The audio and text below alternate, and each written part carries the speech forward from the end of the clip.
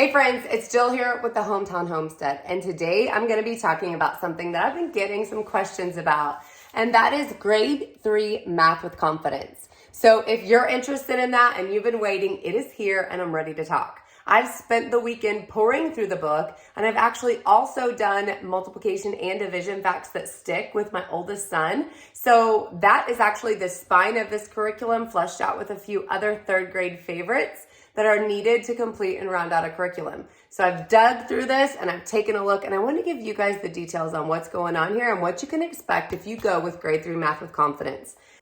If you're looking for a fun and engaging game-based way to teach third grade math, this is going to be it. Topics that are going to be covered are everything from word problems to numbers to 1,000, and then later in the year numbers to 10,000. Also fractions, money, length, area, perimeter, geometry, elapsed time, and weight and capacity. One thing that's new this year is student books are going to come in 2 separate books. So the student is going to have book A, which will roughly be getting you through about Christmas. And then there's another cover looks just like this. You'll actually get 2 separate books if you get it in the print version, and it's book B. The reason for that is the student book would have been too thick to put them all together, since now we have 1 page that the parents complete with the student during the lesson time, as well as 2 pages that the student will be doing on their own. One on the day's lesson, and a second which will be review, adding in previous things that have been done during the year. Now, personally, this review built in has been an amazing gift to us, because even when we move past something in the year, we're always revisiting it through that review time. So I want you guys to know that that is really awesome, and it's built in every single day where they're reviewing something that they've worked on previously. This year, we're going to have 144 lessons. 128 are the regular lessons, and then you have 16 that are enrichment lessons. These are optional. They just kind of help you relate kind of everyday activities to math, so your kids can see how what they've just learned is going to fit in their life. These will come up at the end of the unit for you, right before you do the unit review. So those are an option for you. Depending on if you do a 4 or 5 week schedule, if you choose to do the enrichments or not, this program can range anywhere from 26 to 32 weeks, just depending on the options that you select that work best for you. At my house, we plan to get a minimum of 4 days a week of math in here. So we do 4 days a week, no enrichment typically, unless I find it's something that we have extra time for, they're really interested in. We do that because we have so much going on around the house that extra day gives us a doctor's appointment day or a flex day or a field trip day, something of that sort, and it's worked super well. So do whatever works for your family. That is the absolute beauty of homeschooling. And there are also often times where we'll teach the lesson at home, and then I'll have them grab their books, jump in the car, and they do their worksheets while we're on the go. Now, my kids all have a 5-star note binder just like this. These are awesome if you haven't seen them yet. The rings are on the outside, kind of like an old Trapper Keeper, but it keeps their lessons, and this one specifically is mine.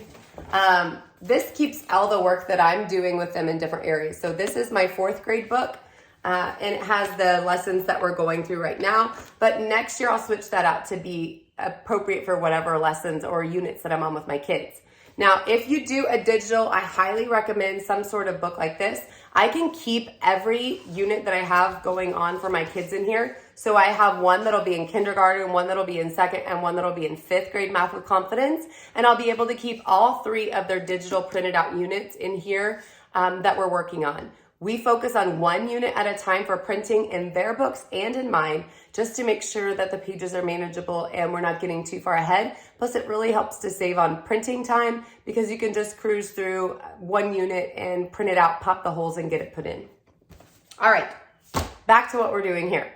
There are several cool things that I found out, but I wanted to give you a quick kind of overview of what kind of games you can expect if you're doing math with confidence. So in the first unit, they're doing some subtraction and addition review, and they actually have a game that my kids really love, and it'll show up in various forms throughout the book. At this point, this is the beginning of the year, so think fall. It's called Leaf Fight. And in the game of Leaf Fight, they have a whole bunch of scrap pieces of paper that have different numbers on them, and she gives you the numbers down below. So I have 83 and 92 and 51 here. And the goal is to crumple them all up like little balls of paper. And then you and your child, which my kids get a kick out of this and you're about to see why, you wad them up and you throw them at each other. And whichever ones land closest to you at the end, you open up and then you have to write those down on your specific game board. So I have 74 here and a few others. I would write those down and whoever has the greatest sum at the end will win the leaf fight.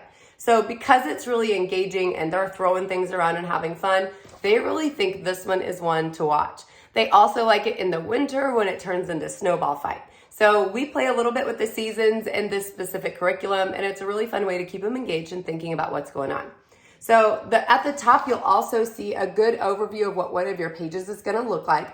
I did not print the printer-friendly version because my kids like the color, and I have an Epson EcoTank printer, so I can print a ton of pages without worrying about printing costs.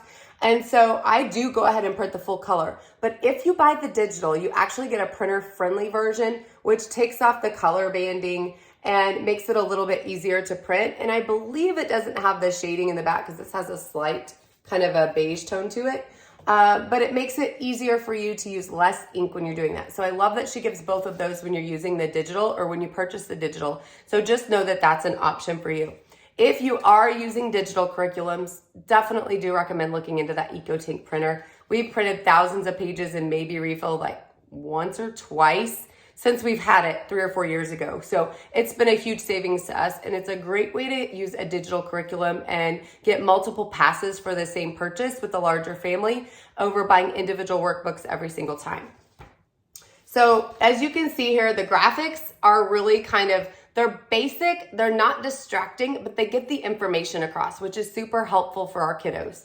So the addition algorithm says start with the ones, add the digits, is the sum greater than 9, yes or no?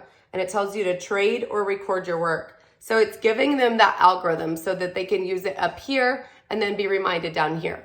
Now I will tell you that the initial first unit is really strong in review. It is not going to be super challenging, but the purpose of this program is not to stress your kids out with math. The purpose of this program is to be more of a gentle walking learning experience to where they're kind of learning as they go and enjoying at the same time. If you're looking for something that is going to push, and you want something super rigorous, you're not going to find that here because they're learning without the stress that is often included with the idea or the word rigor. I have found through time of other curriculums that have pushed us a little that this is a much more gentle and enjoyable way for my son to learn as well as for myself to teach. Now, when you get into the next units, one thing that you're going to find a lot in 3 is that the focus is truly multiplication and division. In the first part of the book, you're going to be focusing heavy on multiplication.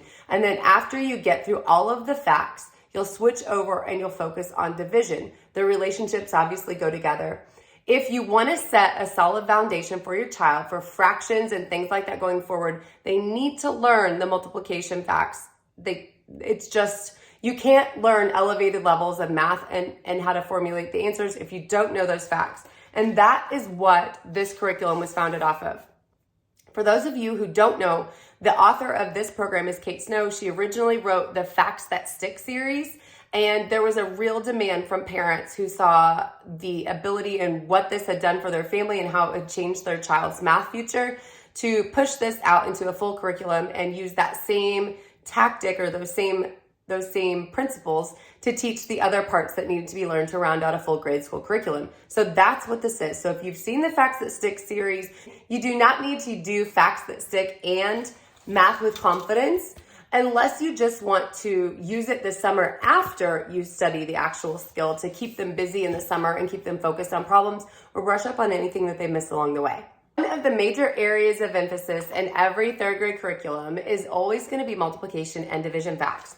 So I wanted to print off and show you what the multiplication is going to look like when you're starting out teaching it with the Math with Confidence program.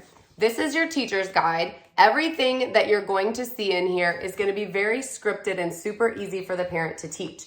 When you start a new unit, it gives you an overview, and the overview tells you kind of what the basics are going on, what your child is going to learn, a list of the lessons, and then any extra materials that you might need along the way. They also have the book suggestions. And I know a lot of people really love to follow along with books that match what they're learning. And Kate has included in every single one book suggestions that are going to go along with that unit. The books are completely optional, and you can completely do this curriculum without reading the book suggestions. They're just there as an alternative for people that want to add on the extra. On the back of the multiplication sheet, it gives you details on what not to do and what the strategies are going to look like. And the title says Math with Confidence, Using Strategies, Not Skip Counting, to Master Multiplication Facts. And so if some of you have learned skip counting in the past, this is kind of a way to teach your child to not have to go through all those numbers to get to the final answer, because that takes time and it often lends itself to mistakes. So the strategies that she's going to teach in here go over very simple principles that they can learn along the way. And the facts are also broken down into sections that are super easy to learn. They will not go through an order and learn 1, 2, 3, 4, 5, 6, 7 and go all the way up to in their facts to 10. Multiplication is broken down in 3 separate units. So in the first unit, they'll learn their 2s, 5s, and 10s. In the second unit, they'll learn 3s and 4s. And in the third unit, they'll learn 6, 7, 8, and 9. By the time they get down to that 6, 7, 8, and 9 level, they have learned the majority of all of their facts through the other different numbers that they're working on. So at that time, they already know 84 of the 100 multiplication facts before they get there. So that last unit has a lot of numbers left, but if you're looking at the array to know what they have already learned when they're doing like 1 times 8, for example, or 2 times 8, they've already learned the majority of those facts in their previous unit. So that makes it way easier. Some strategies that you can expect to look at when you get to those larger numbers are to use previous facts that they've already known as stepping stones. So if they were to come across 7 times 7, for example, the strategy would be to use 5 times 7, which they already know is 35, and then add the plus 7 to get to 42, and then the plus 7 to get to 49. At the end of the grade 3 program, the kids will have a super solid foundation in multiplication, and they will have a very solid foundation in division. They are not expected to fully master their division facts by the end of grade 3, but they will have a super strong understanding of the process and know the majority of those facts. Those are also broken down into 3 separate units that correlate with the ones that I gave you previously for multiplication. And the multiplication as well as division are spread all throughout the table of contents. So they're working on multiplication facts for a bit, then taking a break, moving on to another topic and coming back. Yet the full time using those review sections in their daily work to reinforce the facts that they've already learned. At the end of all of the units, you will find a unit wrap-up page. Now, this page is an option for you to do together with your student as you like, obviously to skip completely if you want, or at my house, we use this somewhat as a test.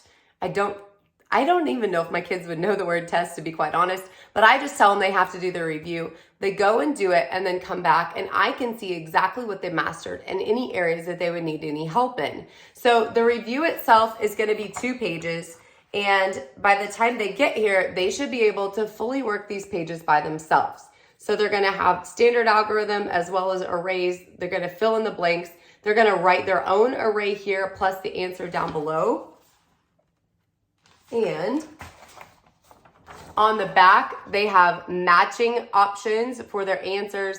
At the bottom, they're going to use the chart to fill in the multiplication problems and come up with the answers themselves, which is kind of a step into word problems and to helping them see where this is going to come into play for them in real life. At the end of each unit, there will be a checkpoint in your teacher's guide, which will let you know if your child is ready to move on. They're not always expected to master all of the material, so if they're struggling a little bit, sometimes that's okay. It's an introduction and not something to be mastered, while other times there might be some need for reinforcement and to spend a little more time on that unit. So take a look at that page at the end of each unit and you'll know exactly if you're ready to move on or not. Other things that I'd like to share is that this is super easy to teach. And I know there's a lot of concern about hands-on programs and larger families and how you make it all work. But I wanted to touch base a little bit on how I make it work with 3 different levels in my house. The lessons themselves take me 10 to 15 minutes to teach. And that's even through the grade 4 pilot program, which we're finishing the last unit on this week.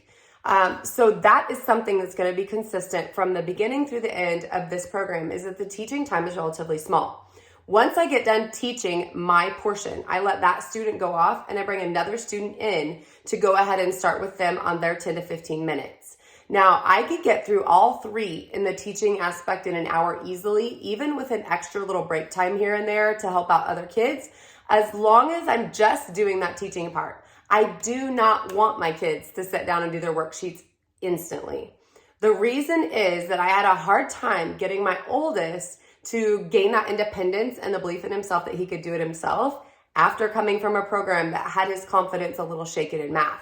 Once I started letting him take his math and do it during nap time when I was working with the other little ones to get them to sleep, he really blossomed in his ability to take over and realize he could do it on his own.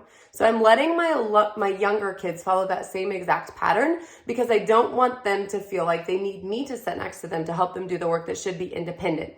The other thing to note is that these workbook pages are not hard. They're not meant to be hard. They're meant to reinforce what you taught through the physical activity of the lesson. This is not a program where you can hand them the workbook and let them do it and say, oh, they can do unit 1 or we can skip this because they can do that workbook by themselves. That workbook is simply a way to reinforce what you've taught them through the actual activity, whether it be the leaf fight or a cookie shop activity or a maze or whatever you're teaching them is through the physical hands-on part. You're not using the program and you're not doing the program if you just send them away with a workbook and let them say, oh, well, we got through the first 3 chapters, we're going to skip that part. Another thing that I want to reinforce is the warm-up. Specifically, if you look in the warm-up in that multiplication chapter, when you're first introducing it, she's getting ready to introduce the times 2 facts. And the questions in the warm-up are, what is 5 plus 5? What is 6 plus 6? What is 7 plus 7? So you're asking them to do orally, where they can do it really easily, the addition facts that they're getting ready to work on in a different way under a new name of multiplication down below. If you can get them to step into that knowing they just gave you the answer to 7 plus 7, so 7 times 2 is the same thing, once you've shown them how that works, then you're helping to build their confidence by the fact that they already have that answer fresh on their head. So even if you're looking at that and saying, oh, my kid can do that, it's worth the 3 minutes that it's going to take you to go through that review of the warm-up process just to get them involved in what's going on. And oftentimes I'll even go through the review while I'm finishing up, helping somebody get a snack or something in between. I can flip my book open and I can say, what is 7 times 2? Or what is 3 plus 4?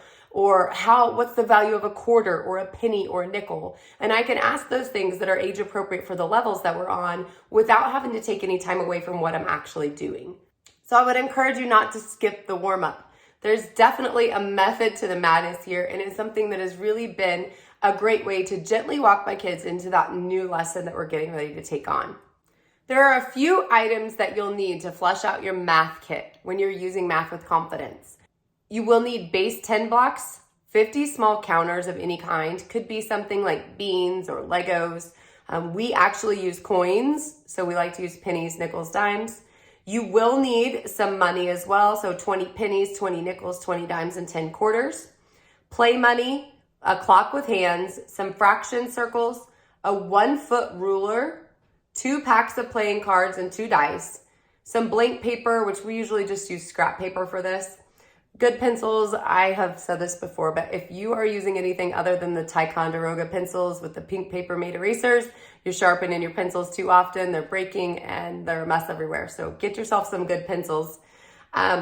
A large page protector and 1 dry erase marker, and then a binder with some sheet protectors in it to slide your Blackline Masters in. I personally don't use the binder with the Blackline Masters. I'll slide them in the 5-star books that we have, or I will slide them right in the actual book if I'm using a physical copy to work as my bookmark for where we're actually needing to start next time we take off. So whatever works for you on that, but the kit is actually really small and easy to put together. To know if your child is ready to start grade 3, there's a few things you need to check off the list to make sure this is the right spot for them to get started. They need to be able to count by 1s, 2s, 5s, and 10s to 1,000, read, write, and compare 3-digit numbers, understand place value in 3-digit numbers, know the addition and subtraction facts mostly by heart, should be able to recall the answers of most within 3 seconds or so, know how to use place value strategies to solve mental math problems like 55 plus 37, 36 plus 8, 90 minus 42, or 74 minus 6. They should also know how to add and subtract 2 and 3-digit numbers with the standard written process. You also might know this method as the stack method or borrow and carrying. All of these skills are reviewed in the first few units, so don't worry if they need a refresher. However, if your child is shaky in any of these skills, second grade Math with Confidence might be a better fit. Math with Confidence builds incrementally, and it will be difficult for your child to develop proficiency and confidence with the grade 3 skills if they have a weak foundation to start off with. So make sure that this is right for you, or jump back to second grade. There have been some people talking about jumping back in the users group on Facebook, and they have been able to just use some washi tape down the spine to take away the grade levels, or put some fun stickers on the books, and their kids haven't even noticed the grade level. If that's a sticking point for you, the biggest key is to make sure that where you're setting them up is going to start them off for success. So you don't want to put them in grade 3 if they really need to be in grade 2. If you have any additional questions about Math with Confidence that I haven't answered here or in any of my previous videos, definitely drop them below. And if this has been helpful, hit the thumbs up button because the algorithm really likes that. And make sure to subscribe to my page to stay up to date on future updates. We are wrapping up our grade 4 pilot, so I'll have an end of the year review on that one before too long if that's something you're wanting to follow along with. And we also got in the grade 5 pilot for the fall. So lots more Math with Confidence coming around here.